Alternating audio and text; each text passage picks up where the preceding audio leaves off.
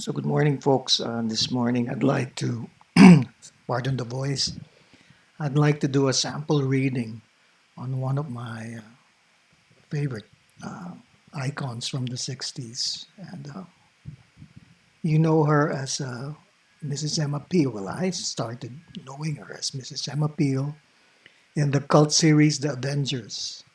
And what was special about this is the first time you see, at least in the Philippines, a woman kicking the ass of all the baddies, and to boot, she's wearing black leather all throughout, and what a foxy lady! And then most of the younger people would know her as the Queen of Thorns in the Game of Thrones. Was I think one of the most badass characters in the George Martin series. And to be honest with you folks, when she was killed off, I really felt like just not finishing the series anymore because what a woman. So what I'd like to do is look at her chart and see what it says about uh, you know being such an icon. So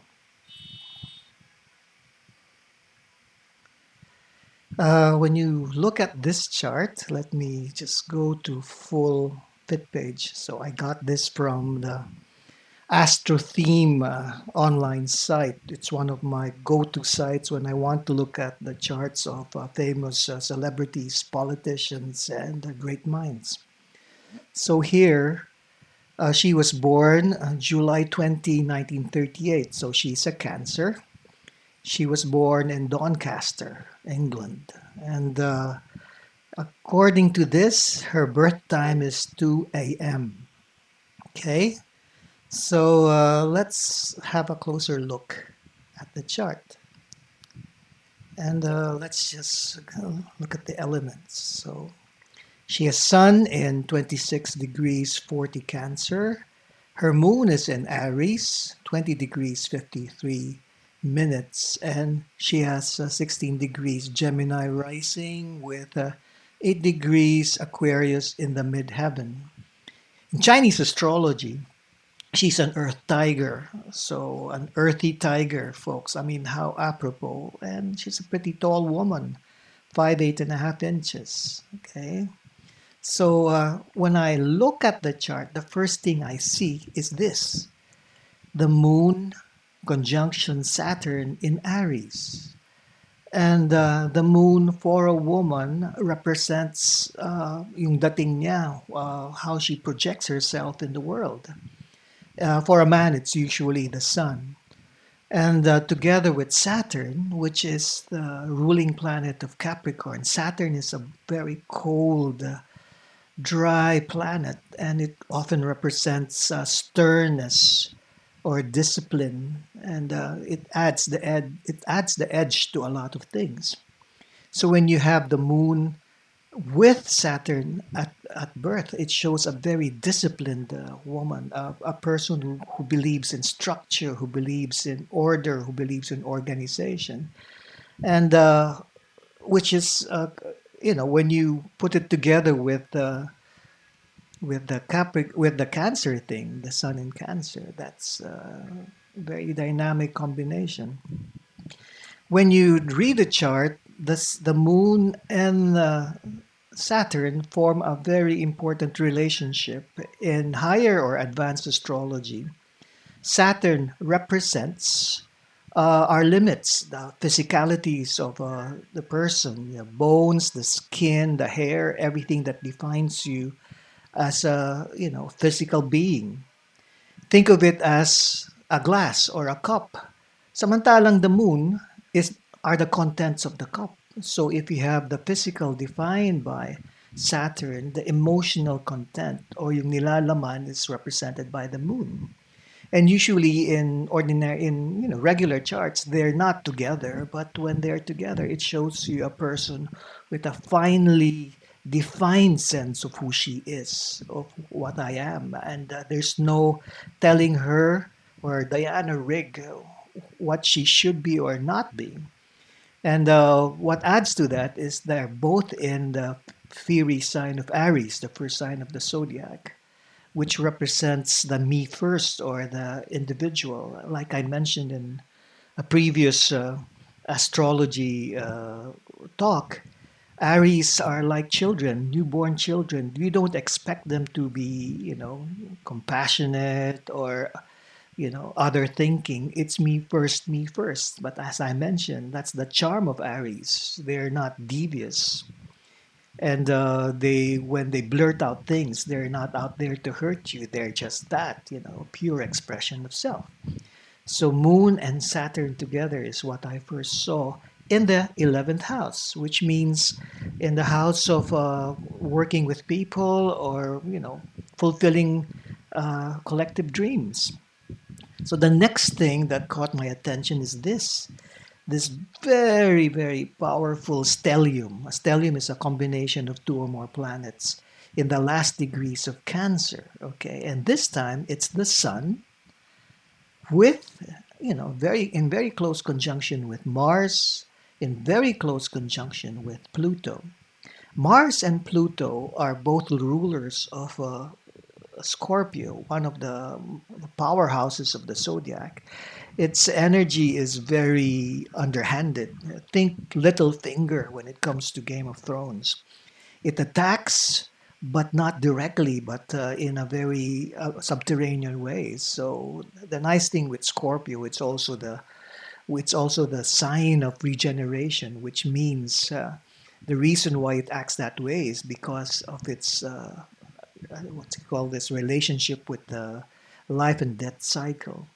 So the sun, which represents how our lives are going to unfold, together with this powerhouse combinations, it shows you that her life was lived dealing with a lot of power structures and reacting to power structures. And one of the best anecdotes I read about Dame Diana Rigg is that she became quite unpopular in the entertainment business when she was asking how come her paycheck is smaller than a cameraman's paycheck, especially in such a big series like the Avengers. So you have a woman in Cancer. Basically, the energy of Cancer is nurturing, sensitive. She's the mother type. She would look at people, and the first thing she would like to do is take care of them.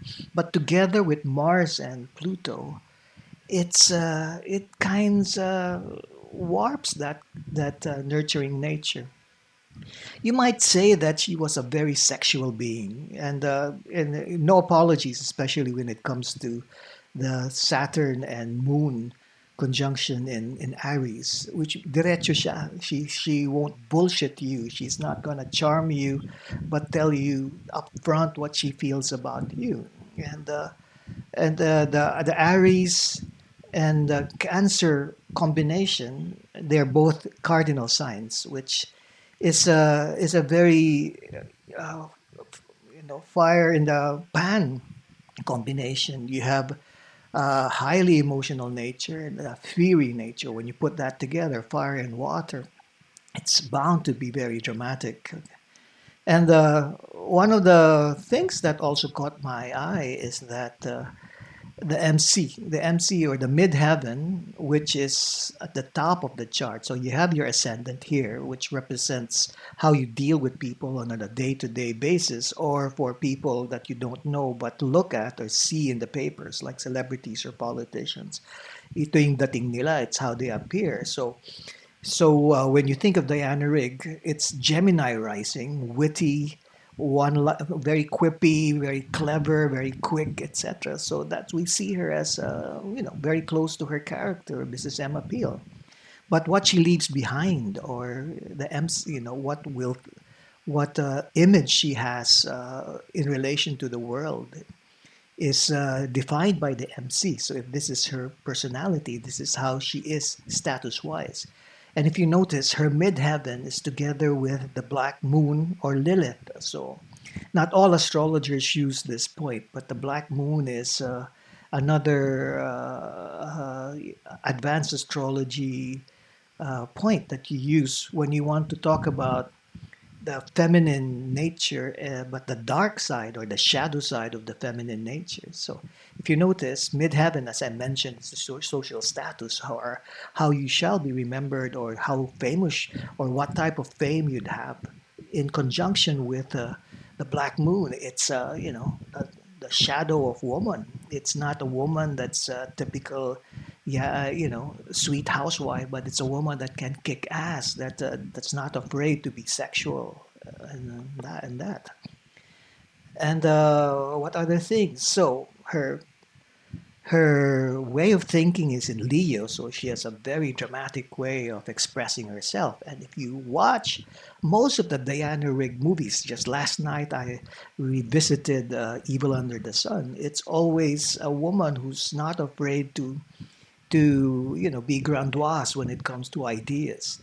The funny part is, despite all the toughness, the Aries part and this late Cancer part, her Venus and Neptune are both in stern, or what you call this, goody two shoes Virgo, which means there's a side of her that actually laughs at the very outward masculine Siga projection that she has. This side of her shows that she has a very strong work ethic. Venus in Virgo, they love working. They love being fit. They're not afraid to deal with tasks and chores. So let's see what other aspects are there in the chart. So Jupiter in the first degrees of Pisces. Well, it means that there's a strong spiritual nature also.